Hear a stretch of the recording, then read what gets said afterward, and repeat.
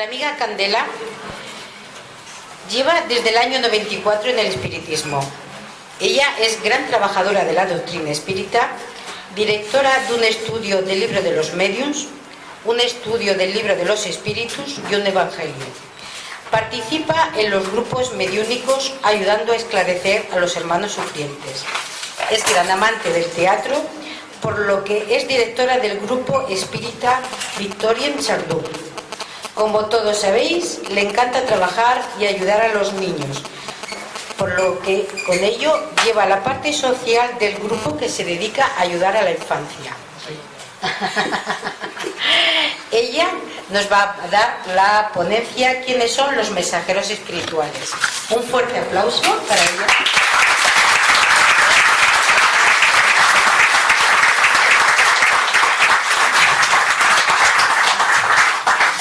Posiblemente que ya todos conozcáis el título de los mensajeros espirituales. Es la segunda parte del libro de André Luis, que son tres: Nuestro Hogar, Mensajeros Espirituales y Misioneros de la Luz. Normalmente, por norma, tengo yo la costumbre de leer en el verano, pues cuando tenemos un poco más de tiempo, lo que es libros que ya hemos releído. Y mi sorpresa ha sido que al leer los mensajeros espirituales, ¿quiénes pensáis vosotros que son? ¿Los espíritus superiores? Pues no, somos nosotros, ¿vale? Nos enseñan en el mundo espiritual a trabajar como medios, como adoctrinadores. Y voy a explicar un poco lo que son las instrucciones de Telésforo y las observaciones que hacen para, cuando venimos aquí a la Tierra, el trabajo que tiene con nosotros y la poca importancia que le damos. Hay 4 casos, 2 de 2 medios y 2 de adoctrinadores, para que veamos, a raíz de lo que estaba hablando el David, el poco caso que hacemos y cómo nos perdemos aquí en la materia por el dinero, por todo lo que encontramos aquí, porque cuando tenemos el velo se nos olvida todo el trabajo que han hecho con nosotros en el otro lado, ¿vale?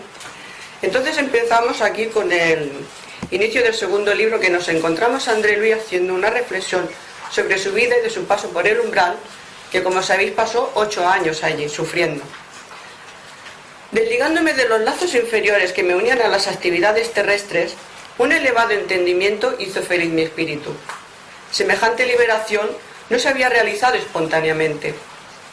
Sabía en el fondo cuánto me había costado abandonar el ambiente doméstico, soportar la incomprensión de la esposa, las divergencias de los amados hijos. Tenía la certeza de que en la gran transición, amigos espirituales, abnegados y poderosos me habían auxiliado el alma pobre e imperfecta. Antes, la inquietud relacionada con mi esposa torturaba mi corazón incesantemente, pero ahora, viéndola profundamente identificada con su segundo esposo, no veía otro recurso que buscar diferentes motivos de interés. Así, en el curso de los acontecimientos, evidentemente sorprendido, observé mi propia transformación. La vida espiritual inexpresable y bella me abría sus pórticos resplandecientes. Hasta entonces había vivido en nuestro hogar, como un huésped enfermo en un palacio brillante, tan extremadamente preocupado conmigo mismo que tomara por incapaz el deslumbramiento y las maravillas que había alrededor.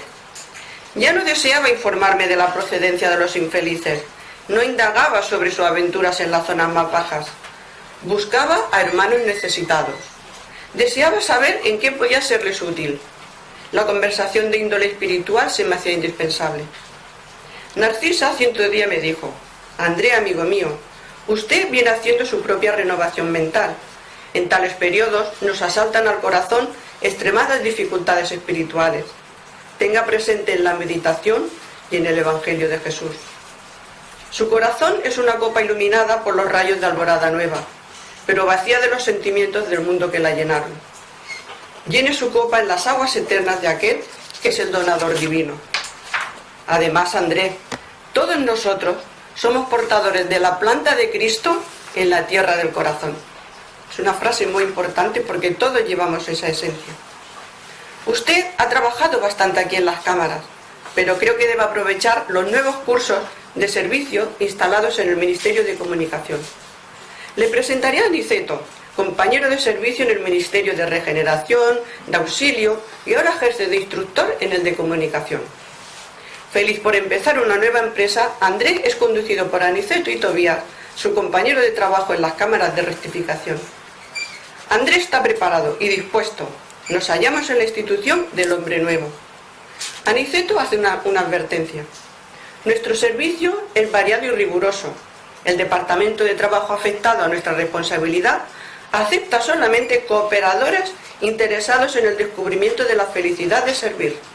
Nos comprometemos mutuamente a callar toda especie de reclamación. Nadie exige expresión nominal de las obras útiles realizadas y todos responden por cualquier error cometido. Aquí nos hallamos en un curso de extinción de las viejas vanidades personales traídas del mundo carnal. Dentro del mecanismo jerárquico de nuestras obligaciones, nos interesamos solamente por el bien divino. Consideramos que toda posibilidad constructiva viene de nuestro Padre y esta convicción nos ayuda a olvidar las exigencias sin fundamento de nuestra personalidad inferior. Sorprendido por las profundas advertencias, André tiene la oportunidad de conocer el fascinante trabajo de formación y medium y adoctrinadores que deben reencarnar para las tareas específicas en la Tierra. Aniceto como instructor de uno de estos grupos de aprendices y André en condición de aprendiz tendría a Vicente por compañero. Vicente también había sido médico en la Tierra y André le contó su historia pues, de cómo lo había pasado a la hora de desencarnar. Y Vicente le contó también la suya, que había estado casado, que había venido su hermano a su casa, que se había enamorado de su mujer y que entre los dos lo mataron. Entonces él ahora está en el mundo espiritual, su mujer y su hermano casados, pero bueno, él en este momento no le da mucha importancia porque cree que cada uno tendrá su merecido después, ¿no? Llegamos al centro de mensajeros en el Ministerio de la Comunicación. Me acompañaba a pesar de los inmensos trabajos que le significaba en su esfuerzo personal el atento Tobías. No vaya a suponer que se encuentra aquí localizado el servicio de correo simplemente. El centro prepara a entidades a fin de que se transformen en cartas vivas de socorro y auxilio a los que sufren en el umbral, en la superficie y en las tinieblas. ¿Cree por ventura que tanto trabajo se destine tan solo a la simple función de noticiario? Se preparan aquí numerosos compañeros para la difusión de esperanzas y consuelos, instrucciones y avisos en los diversos sectores de la evolución planetaria. No me refiero tan solo a emisarios invisibles. Organizamos grupos compactos de aprendizaje para la reencarnación. Cada año salen de aquí centenares de mediums y adoctrinadores, considerable cantidad de proveedores de consuelo espiritual, habilitados por nuestro centro de mensajeros. Según sus informes, los trabajos de esclarecimiento espiritual deben de estar muy adelantados en el mundo, preguntó mi querido André. Esa preparación no constituye todavía la realización propiamente dicha. Salen millares de mensajeros aptos para el servicio, pero son muy pocos los que triunfan. Algunos consiguen una ejecución parcial de la tarea, muchos otros fracasan rotundamente. Largas hileras de medios y de adoctrinadores salen de aquí para el mundo carnal, con las necesarias instrucciones, porque los bienhechores de la espiritualidad superior, para intensificar la redención humana, precisan de la renuncia y del altruismo. Cuando los mensajeros se olvidan del espíritu misionero y de la dedicación a los semejantes, acostumbran a transformarse en instrumentos inútiles. Hay medios y mediunidad, adoctrinadores y doctrina, como existen la azada y los trabajadores del campo. Si falta el espíritu de servicio en el cultivador, la utilidad de la azada será inevitablemente la herrumbre. Me parece que ahora viene aquí el primero, pero no lo sé. Así sucede con las facultades psíquicas y con los grandes conocimientos. La expresión mediúnica puede ser riquísima, pero si el dueño no consigue mirar más allá de sus propios intereses, fracasará fatalmente en la tarea que le fue encomendada. Todo trabajo constructivo tiene las batallas que le corresponden, evidentemente. Son muy escasos los servidores que toleran las dificultades y los reveses de la línea del frente. Son incontables los trabajadores que retroceden cuando la tarea abre las oportunidades más valiosas. ¿Podría usted admitir que las obras del bien están circunscritas a simples operaciones automáticas? Nuestra visión en la Tierra suele viciarse en el círculo de los cultos eternos, en la actividad religiosa. Creemos por allá resolver los problemas por la actitud suplicante. No obstante, el arrodillarnos no soluciona cuestiones fundamentales del espíritu. Ni la mera adoración a Dios, constituye la máxima edificación del alma. En verdad, todo acto de humildad y amor es respetable y santo, e incontestablemente el Señor nos concederá sus bendiciones. Mientras tanto, es imprescindible considerar que el mantenimiento y limpieza del vaso para recogerlas es deber que nos incumbe. Nos preparamos pues en este centro simples portadores de postales escritas, y sí espíritus que se transformen en cartas vivas de Jesús para la humanidad encarnada. Por lo menos este es el programa de nuestra administración espiritual. Son raros los que triunfan, porque casi todos estamos todavía ligados a extenso pretérito de errores criminales, que deforman nuestra personalidad. En cada nuevo ciclo de emprendimientos carnales queremos mucho más en nuestras tendencias inferiores del pasado que en las posibilidades divinas del presente, complicando siempre el futuro. Es así que proseguimos por allá agarrados al mal y olvidados del bien, llegando a veces al disparate de interpretar dificultades como expiaciones, cuando todo obstáculo constituye oportunidad verdaderamente preciosa para aquellos que ya tienen ojos para ver. Hablando sobre sus propias experiencias, los dos aprendices llegan hasta la sala donde les esperaba el instructor Telésforo, que iba a dar una serie de instrucciones y advertencias sobre el trabajo que los mensajeros tenían que llevar a cabo en la tierra.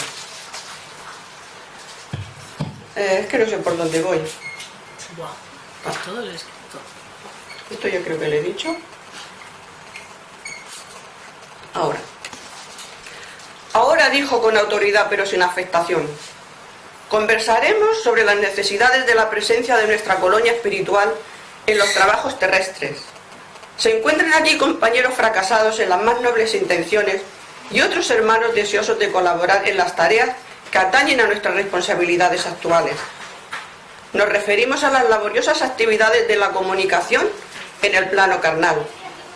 Vemos en esta reunión gran parte de los colaboradores de nuestro hogar que fracasaron en las misiones de mediunidad y del adoctrinamiento, así como otros muchos compañeros que se preparan para pruebas de esa naturaleza en los círculos de la tierra.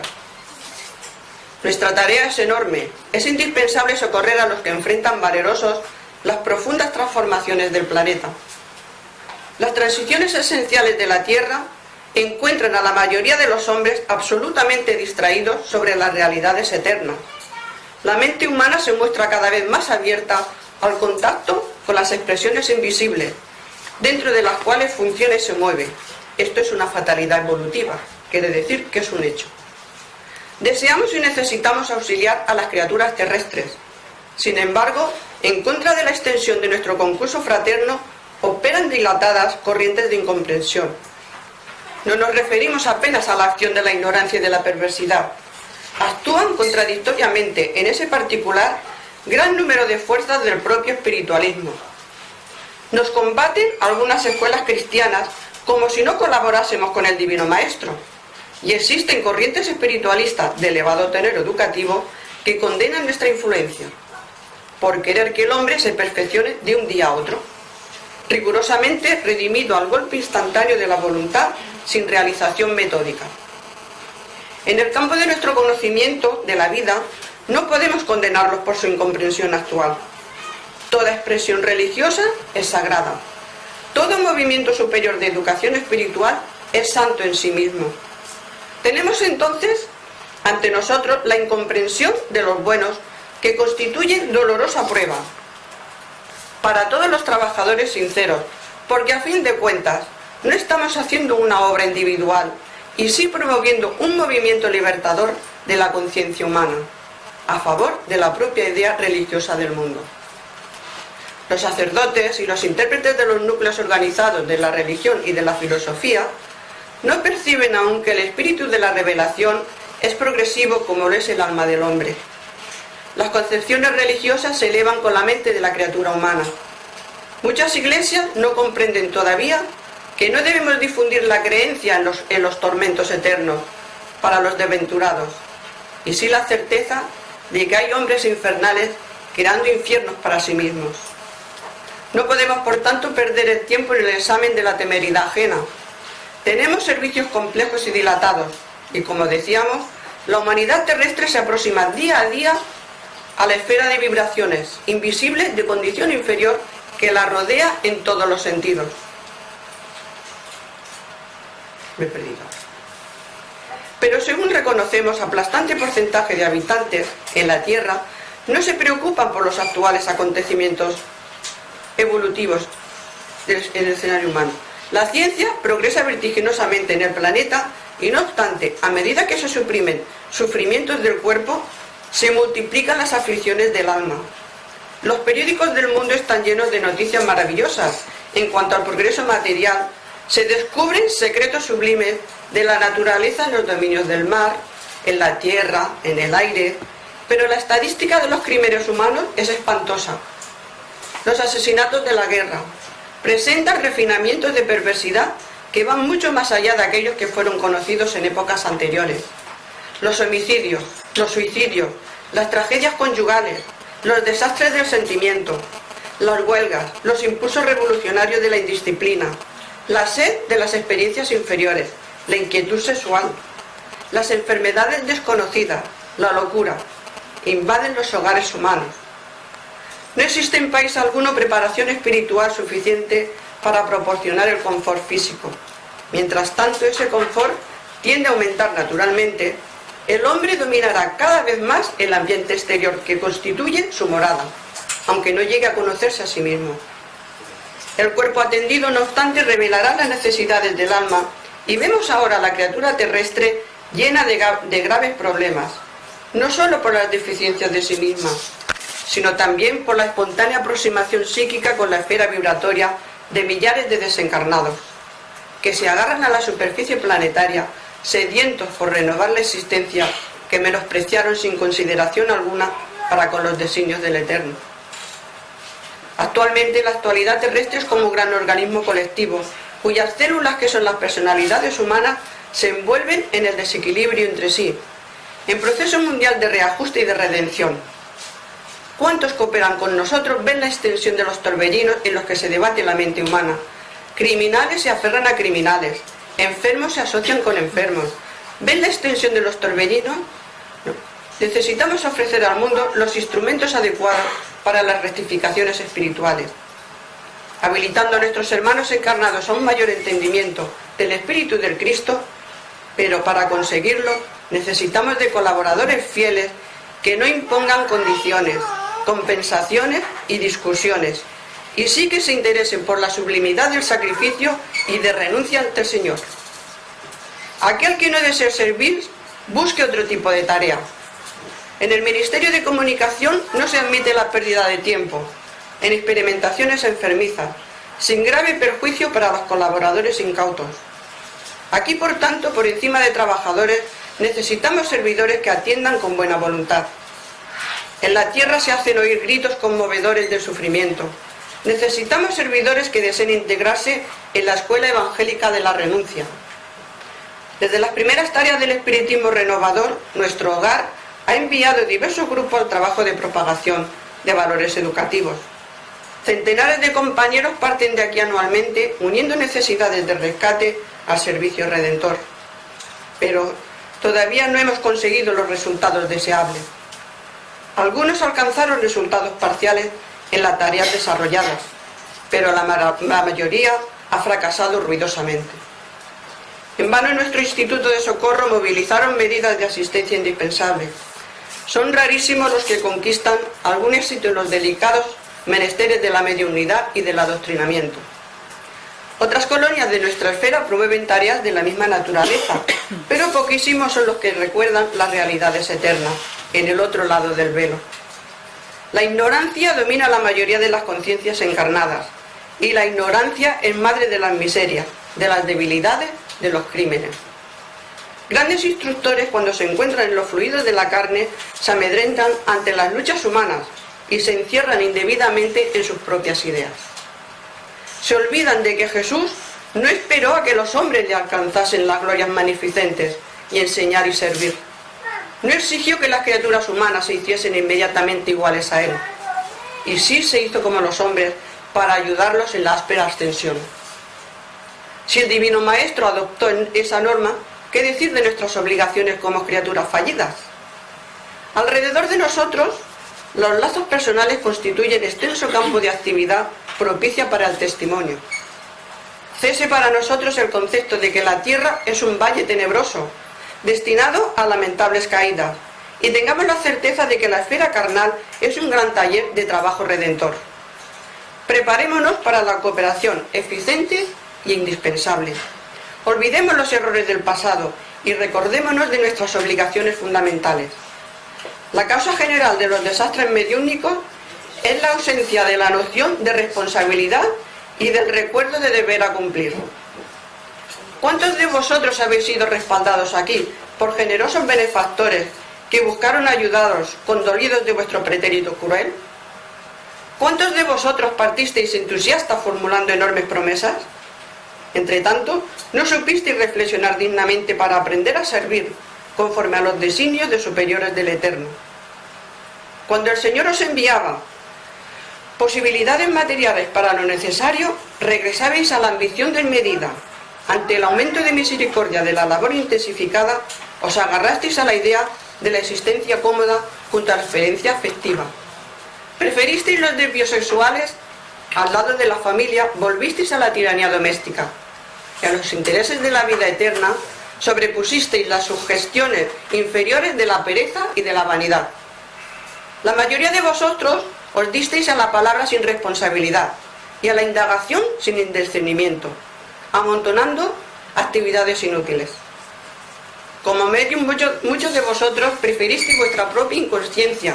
Como adoctrinadores formulabais conceptos para la exportación, pero jamás para uso propio. ¿Qué resultados alcanzamos? Grandes masas tocan a las puertas del espiritismo sagrado tan solo con el propósito de ensuciar sus aguas. No son buscadores del reino de Dios los que fuerzan en ese modo las puertas, sino cazadores de intereses personales. Son los ansiosos de la felicidad, los amigos del menor esfuerzo, los perezosos y delincuentes de todas las situaciones, que desean oír a los espíritus desencarnados recelosos de la acusación que les dirige su propia conciencia. En los corazones bien intencionados, la hiel de la duda invade el bálsamo de la fe. La sed de protección indebida castiga a los seguidores de la ociosidad. La ignorancia y la maldad se entregan a las manifestaciones inferiores de la magia negra. ¿Todo eso por qué? Porque no hemos sabido defender al sagrado depósito, por haber olvidado nuestras labores carnales, que el espiritismo es la revelación divina para la renovación fundamental de los hombres. Todavía no atendemos cómo se hace indispensable la construcción del reino de Dios en nosotros mismos.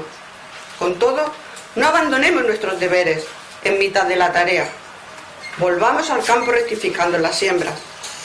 El Ministerio de la Comunicación viene incentivando ese movimiento renovador. Necesitamos de servidores de buena voluntad, leales al espíritu de la fe. No serán admitidos los que no deseen conocer la gloria oculta de la cruz del testimonio, ni serán atendidos aquí los que se aproximen con objetivos diferentes. Aquí estamos todos, compañeros de la comunicación, endeudados con el mundo, pero llenos de esperanza por el éxito de nuestra tarea permanente. Levantemos nuestra vista. El Señor renueva diariamente nuestras benditas oportunidades de trabajo, pero para alcanzar los resultados precisos es imprescindible que seamos seguidores de la renunciación a lo inferior. Ninguno de nosotros de los que estamos aquí encontramos está libre del ciclo de reencarnaciones en la tierra. Todos pues estamos necesitados de la vida eterna. No olvidemos por tanto el calvario de nuestro Señor, convencidos de que toda salida de los planos más bajos debe ser una ascensión hacia la esfera superior. Y ninguno espere subir espiritualmente sin esfuerzo, sin sudor y sin lágrimas. Muchos de los que allí asistían lloraban bajo la profunda impresión dejada por las incisivas declaraciones del instructor. Eran servidores fracasados. Después de tan impresionantes palabras se formaron grupos de conversación amiga. Vicente y yo nos dirigimos hacia uno de ellos, en el cual había un señor de semblante pálido que no aparentaba más de 40 años y de nombre Octavio. Esta es su historia. Después de contraer en otro tiempo enormes deudas en la esfera carnal, vine a tocar las puertas de nuestro hogar, siendo atendido por dedicados hermanos que se revelaron incansables para conmigo. Me preparé entonces durante 30 años consecutivos para regresar a la Tierra, en tarea mediúmnica, deseoso de saldar mis cuentas y elevarme a algo. No me faltaron lecciones verdaderamente sublimes, ni el estímulo santo a mi corazón imperfecto. El Ministerio de Comunicación me favoreció con todas las facilidades y, sobre todo, 6 entidades amigas movieron los mayores recursos en beneficio de mi éxito. Técnicos del Ministerio de Auxilio me acompañaron a la Tierra en vísperas de mi nacimiento, entregándome un cuerpo físico rigurosamente sano. El matrimonio no debería entrar en la línea de mis aspiraciones, no porque el matrimonio pueda chocar con el ejercicio de la mediunidad, no, sino porque mi caso particular así lo exigía. No obstante, soltero, debería recibir a los 20 años a los 6 amigos que muchos habían trabajado por mí en nuestro hogar, quienes llegarían a mi círculo como huérfanos. Mi deuda para con esas entidades era muy grande, y la providencia no solo constituiría un agradable rescate para mí, sino que también me serviría de garantía de triunfo por el servicio de asistencia a ellas, ya que trabajando para ganar laboriosamente el pan de cada día, me evitaría acceder a sugestiones inferiores en los dominios del sexo y las ambiciones incontenidas. Todo bien combinado, volví, no solo prometiendo fidelidad a mis instructores, sino también hipotecando la certeza de mi devoción a las 6 entidades amigas, a las que mucho debo hasta ahora. Mas pronto olvidé todos los compromisos. A los 13 años quedé huérfano de madre, y a los 15 comenzaron para mí las primeras llamadas de la esfera superior. Yo vivía rebelde entre quejas y lamentaciones indebidas. Mi familia me condujo a un grupo espiritista de excelente orientación evangélica, donde mis facultades podrían ser puestas al servicio de los necesitados y sufridores. Sin embargo, me faltaban cualidades de trabajador y compañero fiel. Mi negativa en materia de confianza en los orientadores espirituales y mi acentuada pendiente para la crítica de los actos ajenos me obligaban a un desagradable estacionamiento. Los beneméritos amigos de lo invisible me estimulaban al servicio, pero yo con mi vanidad enfermiza dudaba de ellos. Y como prosiguiesen las llamadas sagradas interpretadas por mí como alucinaciones, busqué a un médico que me aconsejó tener experiencias sexuales. Cumplía entonces 19 años y me entregué desenfrenadamente al abuso de facultades sublimes. Deseaba conciliar a la fuerza el placer delictivo y el placer espiritual, alejándome cada vez más de las enseñanzas evangélicas que los amigos de la esfera superior nos suministraban. Tenía poco más de 20 cuando mi padre murió. Mi madrastra fue recogida en un leprosario. Me aparté de los pequeños huérfanos dominados por el terror. Los abandoné definitivamente sin reflexionar, que lanzaba a mis acreedores generosos de nuestro hogar a un destino incierto. Enseguida, dando largas a la ociosidad, cometí una acción indigna y fui obligado a casarme por la fuerza. Y así continuó la tragedia que inventé para mi propio tormento. La esposa a la que me había unido, tan solo por apetitos inconfesables, era una persona muy inferior a mi condición espiritual y atrajo a una entidad monstruosa que estaba unida a ella para tomar el papel de hijo. Relegué a la calle a 6 criaturas cariñosas cuando nuestra convivencia hubiera sido decisiva para mi seguridad moral, y la compañera y el hijo se incumbirían de la venganza. Ambos me atormentaron hasta el fin de mi existencia. Cuando regresé aquí, sin haber completado los 40 años, roído por la sífilis, por el alcohol y por los disgustos, sin haber hecho nada para mi futuro eterno, sin haber construido nada en el terreno del bien. Como puede ver, realicé todos mis condenables deseos menos los deseos de Dios. Fue por eso que caí agravando antiguos débitos. Disponía de considerable cultura evangélica, cosa que para la vida eterna es de mayor importancia que la cultura intelectual, simplemente considerada, y no supe aprovecharla. Junto al lado estaba otro medium que se llamaba Acelino, y también le cuenta la historia a André. Dice: mi historia es muy diferente. También partí de nuestro hogar a finales del siglo XIX. Después de recibir valioso patrimonio instructivo de nuestros asesores, vine enriquecido de bendiciones. Nos faltaron providencias para asegurar la salud de mi cuerpo y el equilibrio de mi mente. Después de formular grandes promesas a nuestros mayores, partí. El casamiento estaba en mi derrotero de realizaciones. A Ruth, mi devota compañera, le incumbiría colaborar conmigo para el mejor desempeño de mi tarea. Cumplida la primera parte del programa a los 20 años de edad, fui llamado a la tarea mediúmnica. Recuerdo aún la sincera satisfacción de los compañeros del grupo doctrinario. La evidencia, la audición, la psicografía que el Señor me había concedido constituían decisivos factores de éxito en nuestras actividades. La alegría de todos era insuperable. Pero a pesar de las lecciones maravillosas de amor evangélico, me incliné a transformar mis facultades en fuente de renta material. No me dispuse a esperar los abundantes recursos que el Señor me enviaría más tarde. Después de haber dado prueba de mis buenas condiciones de trabajo y provoqué yo mismo la solución de los problemas lucrativos. ¿No era mi servicio igual de otros? ¿No recibían los sacerdotes católicos la remuneración por sus trabajos espirituales y religiosos? Si todos pagábamos por servicios prestados al cuerpo, ¿qué razones existirían para rechazar el pago por servicios prestados al alma? Amigos, inconscientes de carácter sagrado de la fe, aprobaban mis conclusiones egoístas.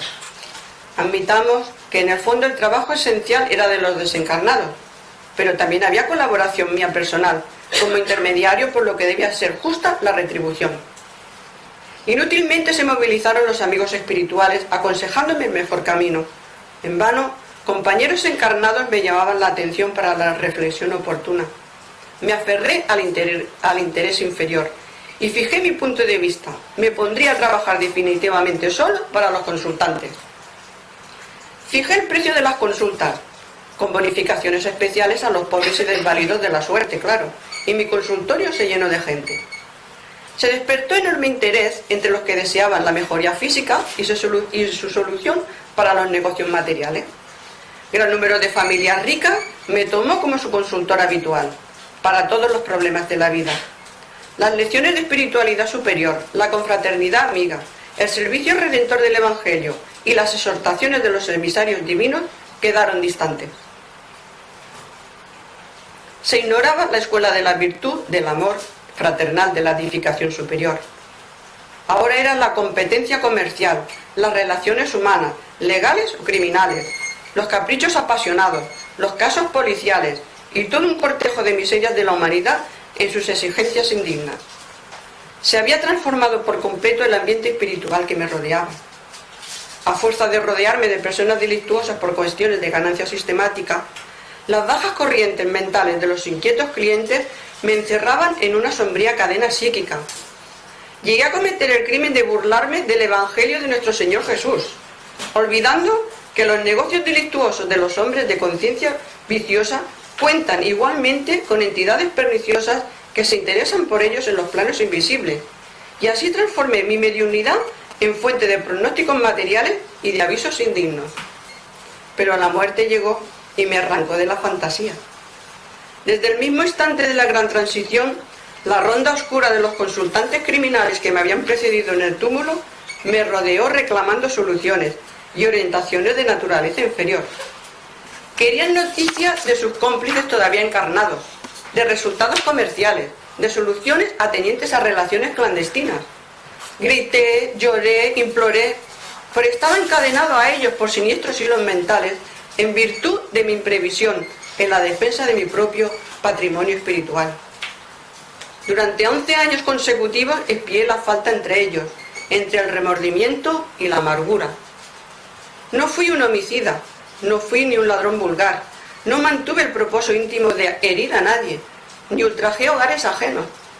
Pero habiendo ido a los círculos carnales para servir a las criaturas de Dios, nuestros hermanos, auxiliándolos en su crecimiento espiritual con Jesús, tan solo formé viciosos en las creencias religiosas y delincuentes ocultos, mutilados de la fe y minusválidos del pensamiento.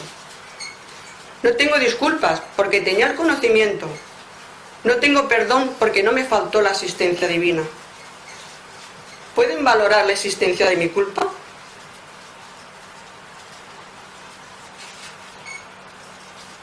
Andrés continuó ese paseo por esta sala que había y ahora quería escuchar lo que era la vida de algunos de los adoctrinadores, porque quería sacar conclusiones de todo lo que había a su alrededor, de medios como de adoctrinadores.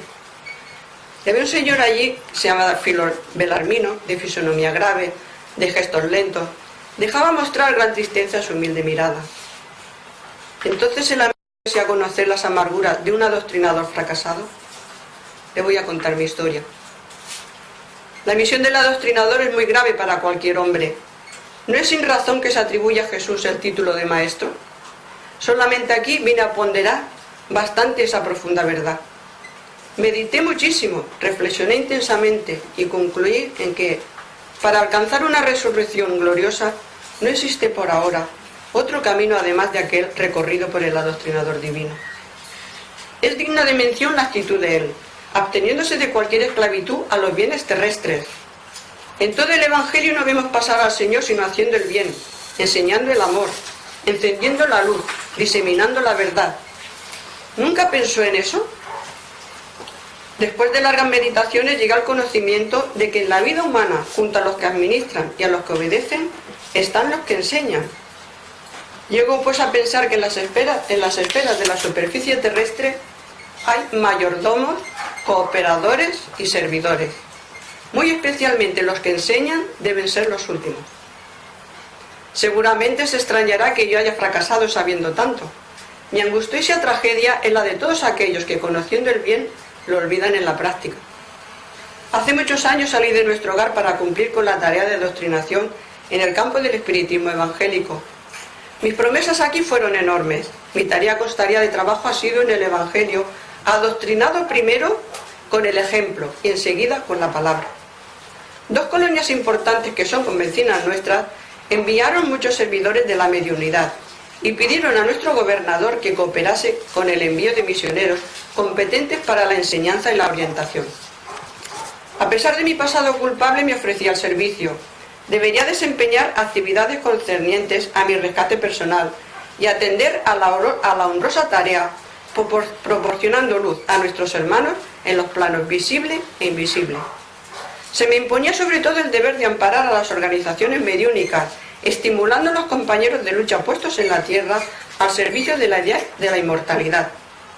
Sin embargo, no conseguí escapar a la red envolvente de las tentaciones. Desde niño mis padres me socorrieron con las nociones consoladoras y edificantes del espiritismo cristiano.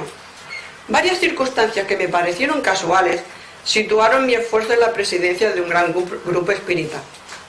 El servicio era prometedor, las actividades nobles y constructivas, pero llevado por el excesivo apego a la posición de comandante del barco doctrinario, me llené de exigencias. 8 médiums, extremadamente dedicados al esfuerzo evangélico, me ofrecían colaboración activa. Sin embargo, busqué colocar por encima de todo el precepto científico de las pruebas irrefutables. Cerré los ojos a la ley del merecimiento individual, olvidé los imperativos del esfuerzo propio y, envanecido con mi conocimiento del asunto, comencé por atraer amigos de mentalidad inferior a nuestro círculo. Tan solo en virtud de la falsa posición que disfrutaban en la cultura filosófica y en la investigación científica, insensiblemente brotaron en mi personalidad sorprendentes propósitos egoístas. Mis nuevos amigos querían demostraciones de toda suerte, y ansioso por recoger colaboradores en la esfera de la autoridad científica, yo exigía a los pobres medios largas y porfiadas investigaciones en los planos invisibles. El resultado era siempre negativo, evidentemente, porque cada hombre recibirá, ahora y en el futuro, de acuerdo con sus propias obras. Eso me irritaba. Se instaló la duda en mi corazón lentamente. Perdí la serenidad de otro tiempo. Comencé a ver en los medios que se retraían a mis caprichos compañeros de mala fe, de mala voluntad y de mala fe. Proseguían nuestras reuniones, pero de la duda pasé a la incredulidad destructiva. ¿No estábamos en un grupo de intercambio entre lo invisible y lo invisible? ¿No eran los medios simples aparatos de los difuntos comunicantes? ¿Por qué no venían, pues, aquellos que pudiesen atender a nuestros intereses materiales inmediatos? ¿No sería mejor establecer un proceso mecánico y rápido para las comunicaciones? ¿Por qué la negativa de lo invisible para mis propósitos de demostrar positivamente el valor de la nueva doctrina? En vano Elisa me llamaba hacia la esfera religiosa y edificante, donde podría aliviar mi espíritu atormentado. El Evangelio es un libro divino, pero mientras permanecemos en la ceguera de la vanidad y de la ignorancia, no nos expone sus sagrados tesoros. Por eso mismo lo tachaba de vejestorio. Y de desastre en desastre, antes de que me afirmasen la misión de enseñar, Los amigos brillantes del campo de las reflexiones inferiores de la Tierra me arrastraron al negativismo completo. De nuestro grupo cristiano, donde hubiera podido edificar construcciones eternas, me transferí al movimiento, no de la política que eleva, sino al de la política inferior, que impide el progreso común y establece la confusión de los espíritus encarnados. En ese terreno me estacioné por mucho tiempo, desviado de mis objetivos fundamentales, porque la esclavitud al dinero me había transformado en los sentimientos, y así fue, hasta que acabé mis días con una buena situación financiera en el mundo y un cuerpo acribillado de enfermedades, con un palacio confortable de piedra y un desierto en el corazón. El recrudecimiento de mi antigua inferioridad me volvió a unir, en el plano de los encarnados y de los desencarnados. Y el resto, tormentos, remordimientos, expiaciones. Pero ¿cómo no habría de ser así? ¿Cómo aprender sin la escuela, sin volver a tomar el bien, rectificar el mal?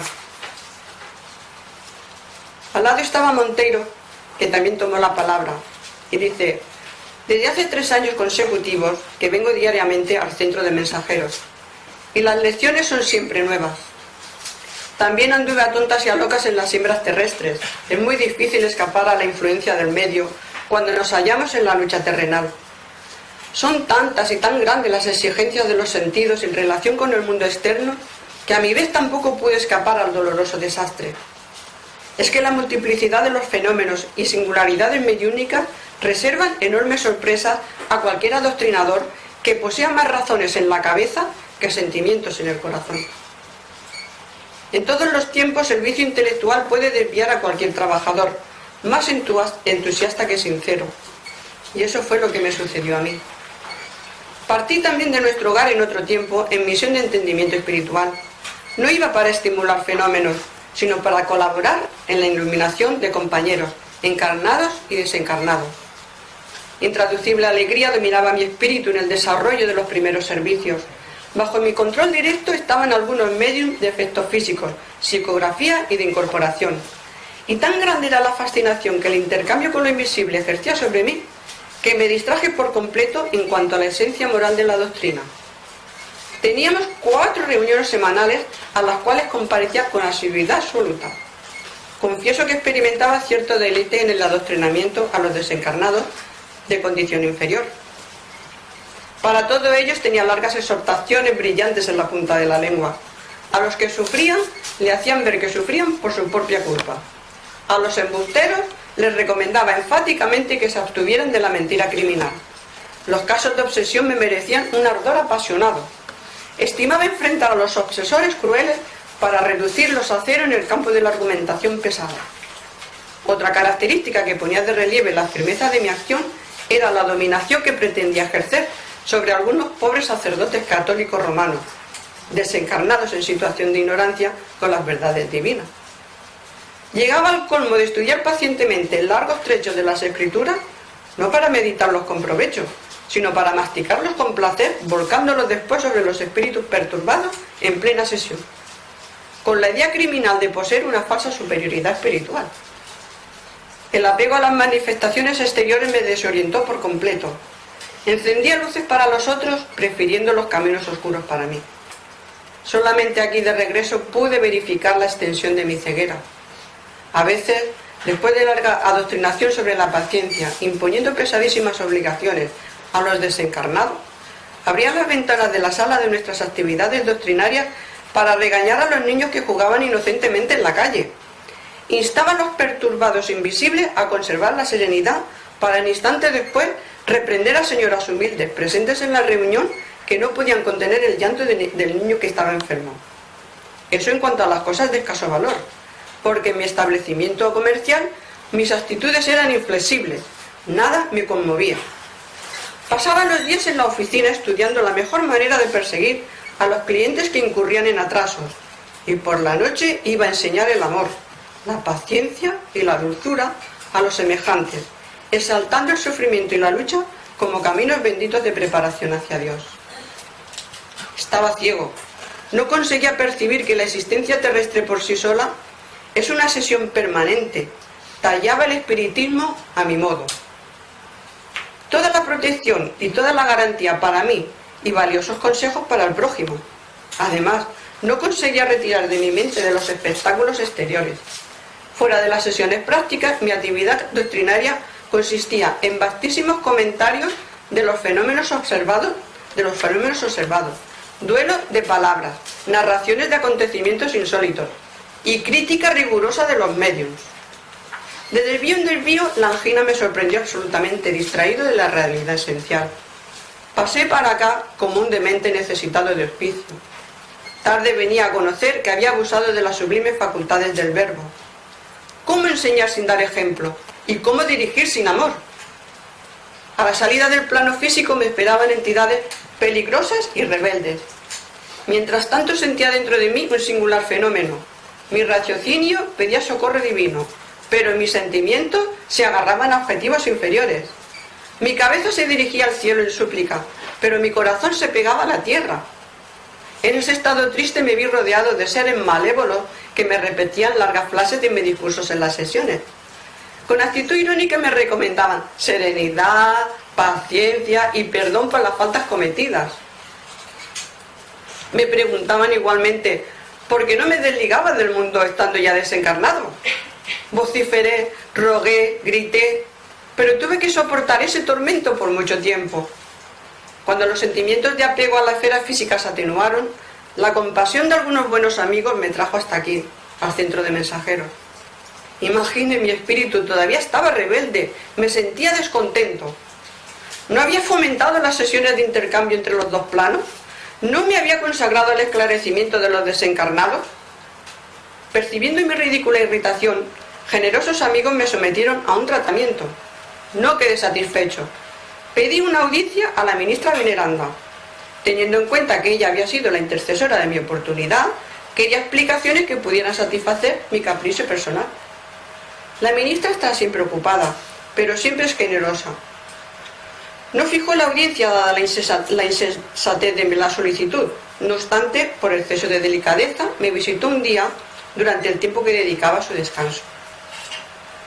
Le acribillé los oídos con lamentaciones, lloré amargamente. La benefactora, por un prodigio de paciencia evangélica, me oyó durante 2 horas. En expresivo silencio dejó que me cansase en la larga e inútil exposición.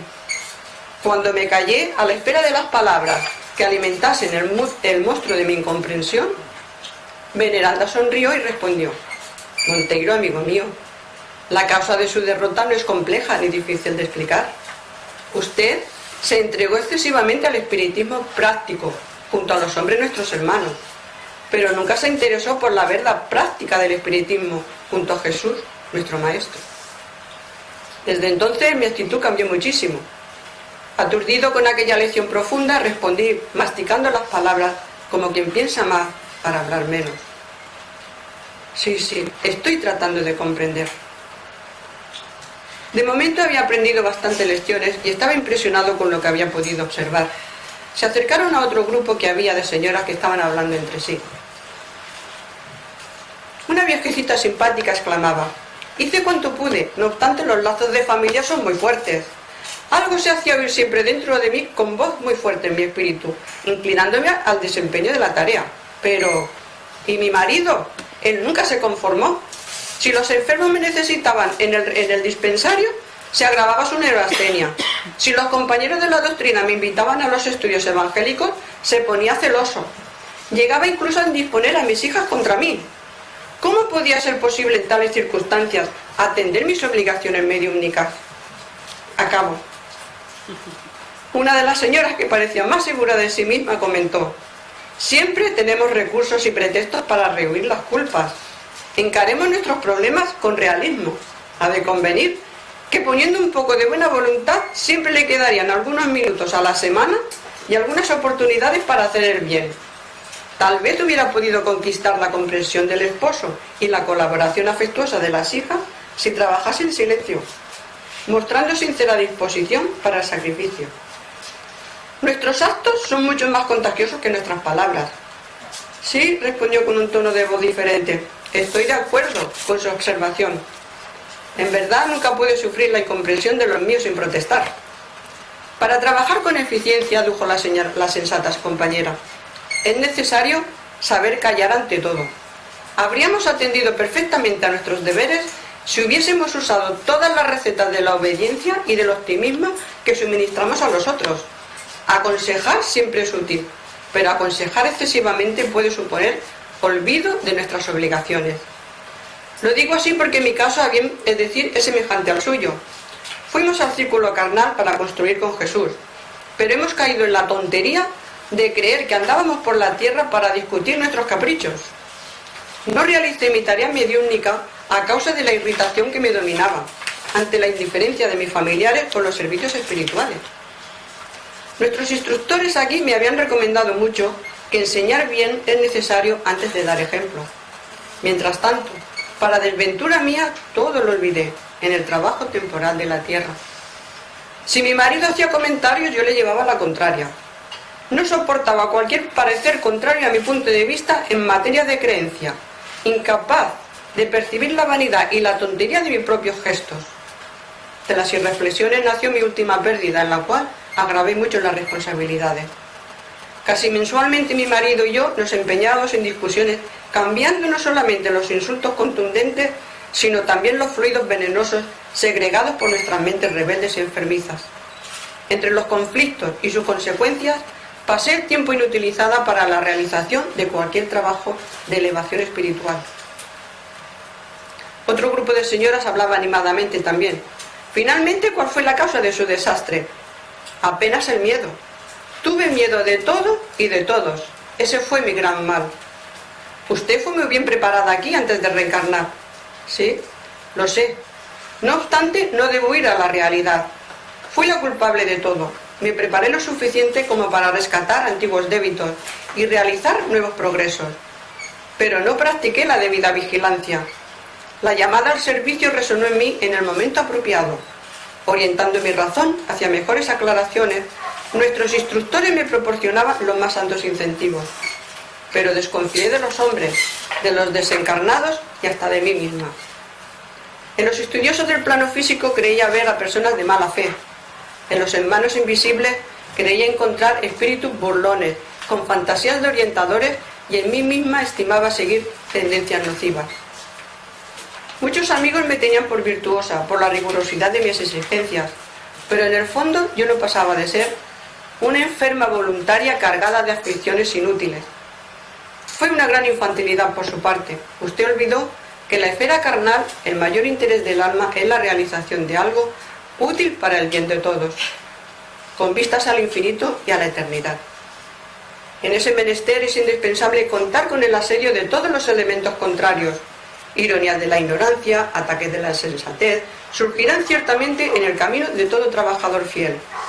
Son circunstancias lógicas y fatales del servicio, porque no vamos al mundo físico para disfrutar de un descanso justificable, y sí para luchar por nuestra propia mejoría.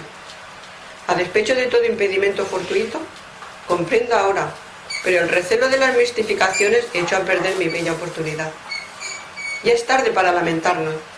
Tanto tememos las mistificaciones que acabamos por mistificar los servicios del Cristo. La conversación era de lo más interesante, pero nuevos proyectos los estaban esperando. Entonces aquí acabo lo que es las 4 historias que me parecieron muy interesantes, muy importantes para que todos creo que vayamos pensando, reflexionando, porque lo que vamos a escuchar mucho aquí son las palabras de servicio, que ya lo hemos oído, lealtad y compromiso hacia nosotros mismos. Tenemos que aprender, y así nos llamamos espíritas, ¿por qué no lo practicamos? Pues si lo tenemos dentro de nuestro corazón. Y ahora pones A. Sí, ya la he puesto, para que se nos quede bien. Esta la puse al final porque, como dice el Hijo del Hombre, no vino para ser servido, sino para servir, que es Jesús. Nosotros tenemos que seguir su ejemplo. Espero no haberos aburrido, que os haya gustado, y muchas gracias a todos.